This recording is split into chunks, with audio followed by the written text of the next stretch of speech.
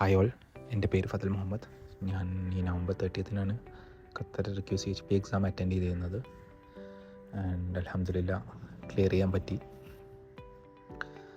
ഞാൻ എൻ്റെ front through ആണ് മിഡ് വെഞ്ചറിനെ പറ്റി അറിഞ്ഞത്. അങ്ങനെ ഞാൻ അവിടെ ജോയിൻ ചെയ്ത് ആൻഡോ സാറിൻ്റെ ക്ലാസ്സസൊക്കെ കേട്ടു.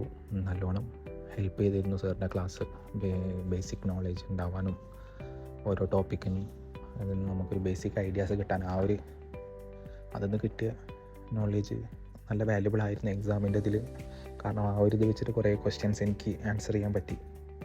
പിന്നെ നമ്മളെ മെറ്റീരിയൽസും, അതായത് ക്രാഷ് കോഴ്സ്, മോക്ക് ടെസ്റ്റ്, അതേപോലെ ഇമ്പോർട്ടൻറ്റ് ഫയൽസ്, ഇതൊക്കെ നല്ല തറവായി പഠിച്ചു പോയാൽ ക്ലിയർ ആവുന്നതേ ഉള്ളൂ നമുക്ക് exam. First and foremost classes നല്ലോണം അറ്റൻഡ് ചെയ്ത് മനസ്സിലാക്കുക സാറിൻ്റെ. അത് കഴിഞ്ഞാൽ പിന്നെ ബാക്കിയുള്ളത് ക്ലിയർ ചെയ്ത് പോയാലൊക്കെ ഒരുവിധം അതൊക്കെ മതി കിട്ടാൻ. പിന്നെ ഉള്ളത് നമ്മൾ ഫുള്ള് മോക്ക് ടെസ്റ്റ് ഇതൊക്കെ ചെയ്ത് കഴിഞ്ഞാൽ കുറേയൊക്കെ ഒരു 80-90% ക്ലിയർ ആവുമെന്നുള്ളത് ഉറപ്പാണ്. പിന്നെ എനിക്ക് താങ്ക്സ് പറയാനുള്ളത് നെലീന മാമിനോടാണ്. മാമിൻ്റെ ഹെൽപ്പില്ലായിരുന്നെങ്കിൽ എനിക്കിത് ക്ലിയർ ചെയ്യാൻ പറ്റില്ലായിരുന്നു. എപ്പോൾ ഏതൊരു സമയത്തും ഞാൻ ഡൗട്ട് ചോദിച്ചാൽ മാം തിരക്കിലാണെങ്കിലും ആ ടൈം എടുത്ത് മാം എനിക്ക് എക്സ്പ്ലെയിൻ ചെയ്ത് തന്നിരുന്നു.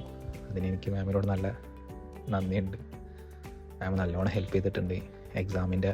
എക്സാമിനോട് അടുപ്പിച്ചിട്ട് മാം ഫുൾ എൻ്റെ ഡൗട്ട്സും കുറേ ഇതൊക്കെ ക്ലിയർ ചെയ്യാനും എനിക്ക് ടിപ്സൊക്കെ പറഞ്ഞു തരാനും ഒക്കെ മാം നല്ലോണം സഹായിച്ചിട്ടുണ്ട്. അതിന് താങ്ക്സ് മാം. പിന്നെ എനിക്ക് എക്സാം ഇനി അറ്റൻഡ് ചെയ്യാനുള്ളവരോട് പറയാനുള്ളത്, ഇതേപോലെ classes first and foremost classes complete കേൾക്കുക.